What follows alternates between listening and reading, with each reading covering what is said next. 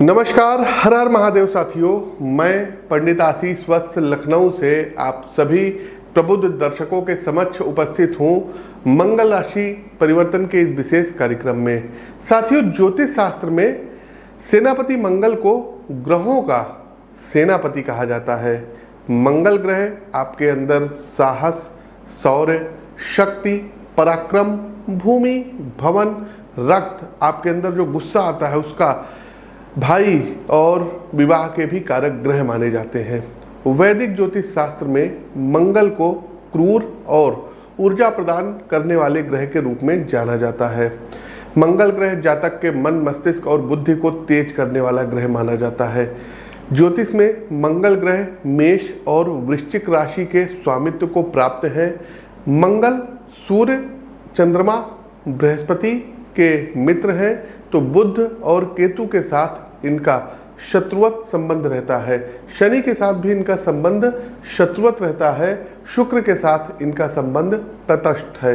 मंगल मकर राशि में जहाँ उच्च के होते हैं, तो कर्क राशि मंगल की नीचस्थ राशि मानी जाती है। देखिए साथियों, ज्योतिष शास्त्र के अनुसार ग्रहों के सेनापति की पदवी प्राप्त मंगल 20 अक्टूबर 2024 को अपनी नीच राशि कर्क राशि व पुनर्वसु नक्षत्र में प्रवेश कर रहे हैं। देश व दुनिया के लिए मंगल ग्रह का गोचर कैसा रहेगा, साथ ही साथ मेष से लेकर के मीन राशि के जातकों के लिए भी नीच के मंगल का गोचर कैसा रहेगा, इस पर एक ज्योतिषीय आकलन करेंगे। आपकी जानकारी के लिए बता दें कि प्रस्तुत राशिफल आपकी चंद्र राशि व आपकी नाम राशि दोनों पर संयुक्त रूप से आधारित है। इसके अलावा साथियों, झारखंड में देखिए चुनाव हो रहे हैं, 2 फेज में हो रहे हैं। तो अब तक का जो हमारे पास जो भी पत्रिका आई है उसके अनुसार बीजेपी का पलड़ा इस बार भारी लग रहा है। इंडिया अलायंस जो है, इनका गठबंधन है, इस बार झारखंड में इनकी सरकार चली जाएगी और बीजेपी के हाथ में सत्ता प्राप्त होगी। ये हमारी भविष्यवाणी, आप लोग इसको नोट कर लीजिएगा। इससे पहले भी आप लोगों ने हमारी लोकसभा से संबंधित भविष्यवाणी देखी ही है। साथ ही साथ साथियों, जम्मू कश्मीर की प्रेडिक्शंस के बारे में भी हमने बताया था, उसकी भी आप भविष्यवाणी का अंश सुन लीजिएगा। लेकिन अभी के तौर पे यदि आप हमसे पूछेंगे कि कश्मीर में पंडित जी क्या भविष्यवाणी आप दे रहे हैं, तो मैं ये कहूँगा कि नेशनल कॉन्फ्रेंस और कांग्रेस ये मजबूत स्थिति में है और में भी पॉसिबिलिटी है कि ये जो है सरकार बना ले। एक बात और बता दें साथियों, ये भविष्यवाणी हम लोग 1 महीने 1.5 महीने पहले लगभग बताते हैं। बीच में यदि कोई परिवर्तन होता रहता है तो उसका हमारा कोई संबंध नहीं रहेगा। साथ ही साथ जैसे हमने इंडिया गठबंधन कहा, अब इंडिया गठबंधन में जितने अलायंस है उन सब की पत्रिका को एक तरफ रखते हैं, बीजेपी और उनके महागठबंधन की पत्रिका को एक तरफ रखते हैं, तब बताया जाता है। लेकिन बीच में वीडियो पढ़ने के बाद यदि आपस में फूट पड़ जाती है, इंडिविजुअल होकर के कोई अलग लड़ रहे हो, तो उसमें ये प्रेडिक्शन गलत भी हो सकती है। तो इस प्रेडिक्शन को अंतिम सत्य मत मानिएगा, लेकिन हमको जो दिख रहा है वो हमने आपको बता दिया कि झारखंड में भारतीय जनता पार्टी ये सत्ता को प्राप्त कर रही है। इसके अलावा साथियों, यूएसए में चुनाव हो रहा है। हमने जो पहले प्रेडिक्शन दी थी उसमें देखिए जो बिडेन और डोनाल्ड ट्रंप के बीच की वो प्रेडिक्शन थी, लेकिन फिर प्रत्याशी चेंज हो गए, अब कमला हैरिस आई है। तो इस बार साथियों यूएसए के चुनाव में कमला हैरिस और डोनाल्ड ट्रंप के बीच जो मुकाबला है, इसमें कहीं ना कहीं बहुत फाइट नेक टू नेक रहेगी। लेकिन आप देखेंगे कि कमला हैरिस ये जो है एक फीमेल कोई यूएसए की राष्ट्रपति बन सकती हैं। तो ये हमारी प्रेडिक्शन थी। आगे बढ़ते हैं साथियों, तो देश दुनिया के लिए मंगल ग्रह का गोचर कैसा रहेगा, ज्योतिषीय आकलन जान लेते हैं। एक बात और बताएं साथियों, आप लोगों की जानकारी के लिए हमने अपने कई कार्यक्रम में बताया है। देखिए, मंगल का गोचर जो रहता है, मंगल एक राशि में सामान्यतः 45 दिनों तक गोचर करते हैं। तमाम दर्शकों ने कहा कि पंडित जी ये गोचर बहुत लंबा हो रहा है, इसके पीछे की क्या वजह है। तो हम आपको बता दें कि प्रत्येक 2.5 वर्ष के बाद गोचर में जब सूर्य से मंगल दूर होते हैं, तो इसके चलते मंगल जो है किसी भी राशि में वक्री होकर के 5 महीने से अधिक का समय बिता देते हैं। तो वक्री मंगल के कर्क राशि में रहने के कारण एक चीज़ और बता दें कि शनि और मंगल ये षडाष्टक योग बना रहे हैं। सीधा सा मतलब है, एक तो करेला और ऊपर से कहते हैं नीम चढ़ा।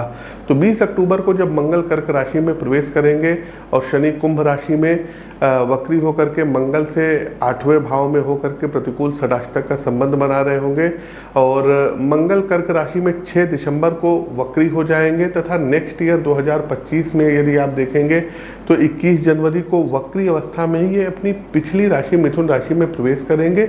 फिर 24 फरवरी को मंगल पुनः मार्गी होकर के कर्क राशि में आगे आएंगे और 4 फरवरी को एक बार जो है ये फिर कर्क राशि में प्रवेश करेंगे। तो मंगल का चूंकि कर्क राशि क्या है, वाटर साइन एलिमेंट है, जलीय राशि है, तो मंगल का जल तत्व की राशि कर्क में वक्री होकर के लंबे समय तक रहना अच्छा नहीं है। होगा क्या, आप देखेंगे कि देश दुनिया में ठंड अधिक बढ़ेगी, शीतलहर का जो प्रकोप है ये ज़्यादा रहेगा, खास करके पहाड़ों पर अधिक हिमपात होने की ज्योतिषीय भविष्यवाणी मैं यहाँ पर कर रहा हूँ। तो पहाड़ों पर अधिक हिमपात होगा। पहाड़ों पर यदि आप रह रहे हैं तो थोड़ा सा सतर्क होकर के रहिएगा। पहाड़ों पर अधिक बर्फ गिरने से इस बार सर्दी ठंडक कुछ अधिक पड़ सकती है मैदानी इलाकों में, विशेषकर जनवरी में। और वहीं जनवरी में ही आप देखेंगे कि असामान्य वर्षा होने से फसलों को काफ़ी क्षति पहुंच सकती है। इसके साथ ही यदि हम बताएं तो भारत और इजराइल पर बड़े आतंकी हमले होने का खतरा मंडराता रहेगा। तो भारतीय सेना, पैरा मिलिट्री फोर्स, पुलिस के जवान, रैपिड एक्शन फोर्स, कमांडो जितने भी हैं, जल थल वायु सेना के जो हमारे जवान हैं, उनको विशेष सतर्कता अब बरतनी होगी। मंगल का कर्क राशि में देखिए गोचर हो रहा है, तो इन लोगों के ऊपर आतंकी हमला हो सकता है। आप लोग भी अलर्ट रहिएगा। कब तक आपको अलर्ट रहना है? जून तक अलर्ट रहना है, ये याद रखिएगा। इधर 1 साल अपने आप को बिल्कुल जो है अलर्ट मोड पर अब आप लोग अपने आप को एक्टिव हो जाइए। इसके अलावा जो है कर्क राशि में गोचर करते हुए मंगल, इजराइल और भारत दोनों देशों की यदि हम बात करें तो इनका जो जन्म नक्षत्र है ये पुष्य नक्षत्र है, इजराइल का भी है और इंडिया का भी है। तो ये पुष्य नक्षत्र को पीड़ित करेगा। देखिए इजराइल की स्थापना बात करें तो 24 मई 48 शाम 4 बजे और तेल अबीब का है, कन्या लग्न की कुंडली है। कन्या लग्न के बारे में कहते हैं कि कन्या लग्न भवेद जातो नाना शास्त्र विशारदा सौभाग्य गुण संपन्ना सुंदरा सुरथा प्रिया। तो समृद्धशाली देश है और विभिन्न टेक्नोलॉजी को एडॉप्ट करने वाला जो है देश है। कर्क राशि में पुष्य नक्षत्र में जो है इजराइल की कुंडली में चंद्रमा है, अष्टम भाव में अशुभ ग्रह राहु की महादशा चल रही है इस समय अगर देखेंगे इजराइल। और पिछले अक्टूबर में जो है आप देख रहे हैं तब से वो हमेशा जो है आसपास के देशों से लोहा लिए हुए पड़ा है।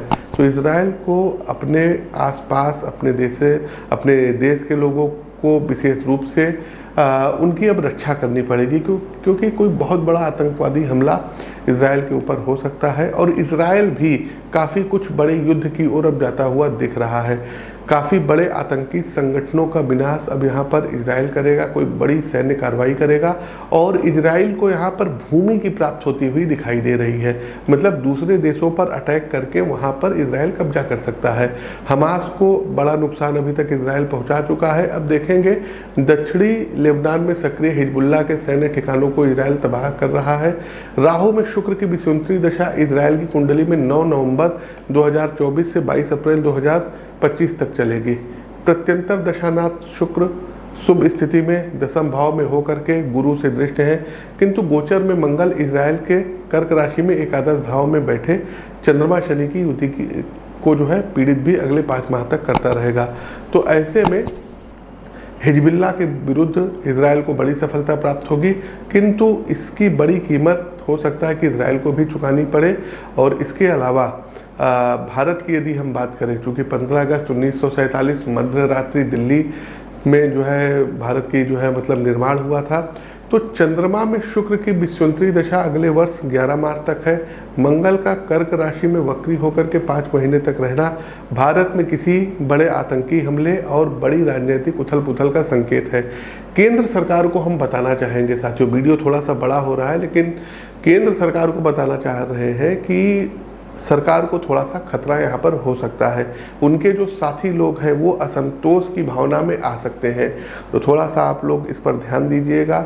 और आज़ाद भारत की कुंडली में कर्क राशि में स्थित 5 ग्रहों, आपको पता होगा चंद्रमा, बुध, शनि, शुक्र और सूर्य पर मंगल का गोचर कुछ स्थानों पर यहाँ पर देखेंगे कि सांप्रदायिक तनाव करा सकता है। तो यहाँ पर सांप्रदायिक तनाव हो सकते हैं। इसके अलावा यदि हम बात करें तो बड़े भूकंप आने के योग भारत में भी हैं और एशियन महाद्वीप में भी हैं। जी हाँ, और भूकंप भी आएगा तो 7 रिक्टर स्केल के पैमाने से ऊपर का आएगा। इसके अलावा तमाम जो है समुद्री चक्रवात तूफान यदि आप देखेंगे तो एशियन महाद्वीप में ज़रूर उठेंगे। इसके अलावा बांग्लादेश में कोई बड़ी हिंसा हो सकती है। बगल में अफ़गानिस्तान में कुछ बहुत बड़ा आतंकवादी हमला, बम ब्लास्ट वगैरह हो सकता है। पाकिस्तान में पुनः तख्ता पलट वगैरह की स्थिति बन सकती है। इसके अलावा यदि आप देखेंगे तो जो अपना पड़ोसी देश है जिसको बोलते हैं नेपाल, तो नेपाल में भी देख लीजिएगा आने वाले समय में यहाँ की सरकार अस्थिर हो सकती है।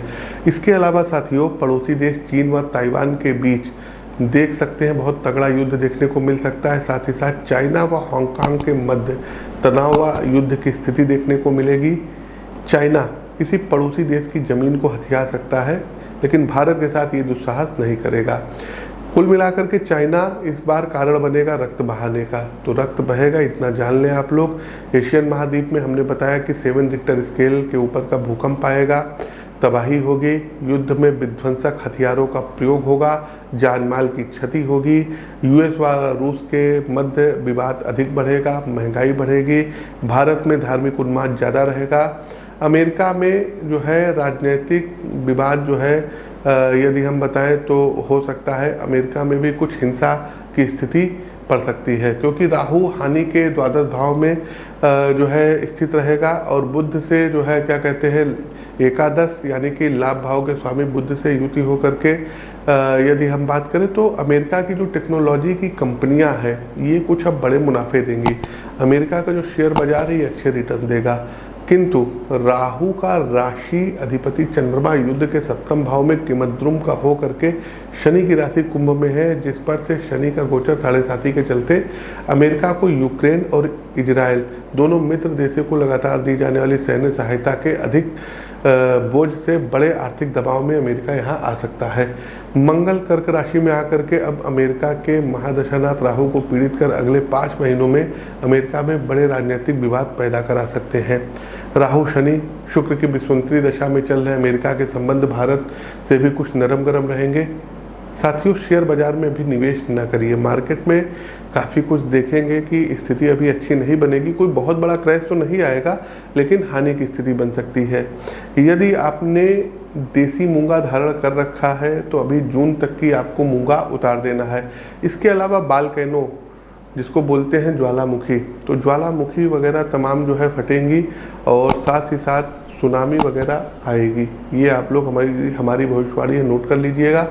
भारत के परिप्रेक्ष्य में बात करें तो झारखंड में देख लीजिए बीजेपी सत्ता में आ सकती है। दिल्ली चुनाव में साथियों होगा क्या कि कुंडली को पहले आ जाने दीजिए, लेकिन अभी भी आम आदमी पार्टी की कुंडली बीजेपी की अपेक्षा काफ़ी स्ट्रॉन्ग चल रही है। तो दिल्ली चुनाव की अभी भविष्यवाणी हम कुछ दे नहीं रहे हैं, लेकिन समय आने पर उसकी भी हम आपको प्रेडिक्शन देंगे। इसके अलावा जैसे नॉर्थ ईस्ट के राज्य हैं वहाँ पर कुछ सांप्रदायिक तनाव देखने को मिल सकता है। चलिए साथियों, आगे बढ़ते अपने मूल टॉपिक पे आते हैं कि मंगल का कर्क राशि में गोचर सभी 12 राशियों पर क्या प्रभाव देगा। आपकी जानकारी के लिए बता दें, प्रस्तुत राशिफल आपकी चंद्र राशि व आपकी नाम राशि दोनों पर संयुक्त रूप से आधारित है। आगे बढ़ते हैं तुला राशि।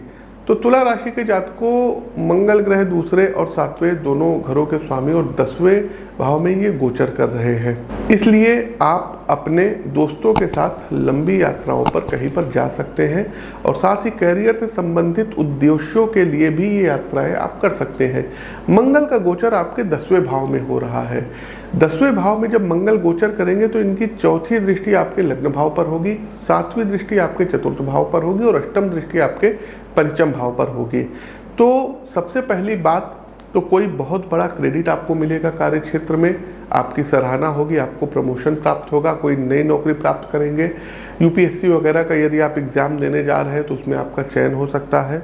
आपके माता यदि बीमार थी, हॉस्पिटलाइज थी, तो उनको जो है स्वास्थ्य लाभ प्राप्त होगा।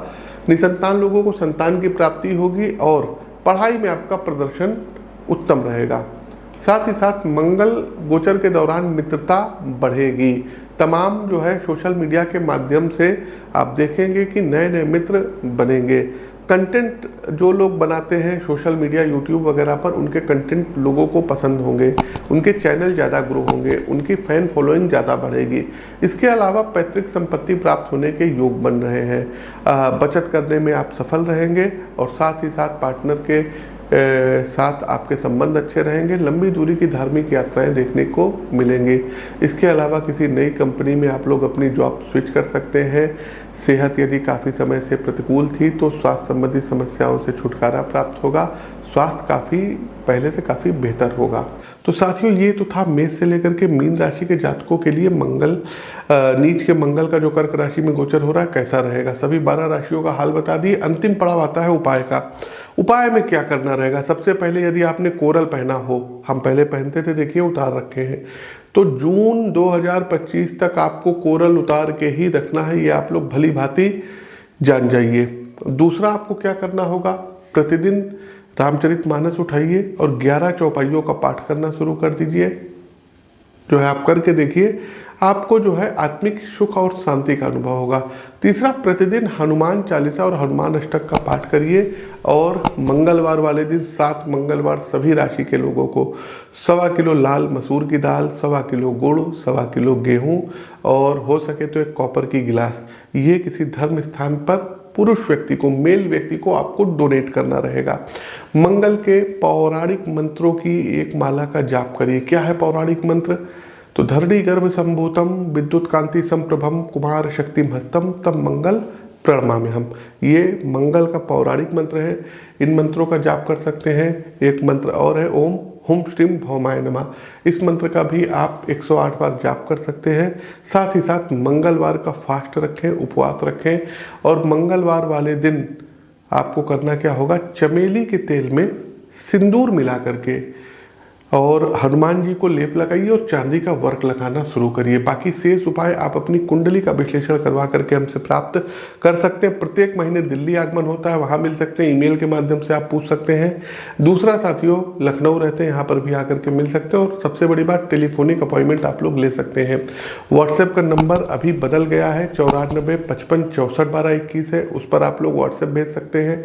दूसरा 96 21 00 82 01, ये भी हमारा नंबर है, इस पर भी आप लोग मैसेज कर सकते हैं। हमारा प्रस्तुत वीडियो कैसा लगा कमेंट बॉक्स के माध्यम से हमें अवगत कराइए।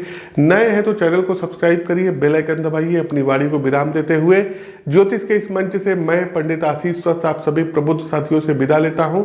नमस्कार, राम राम।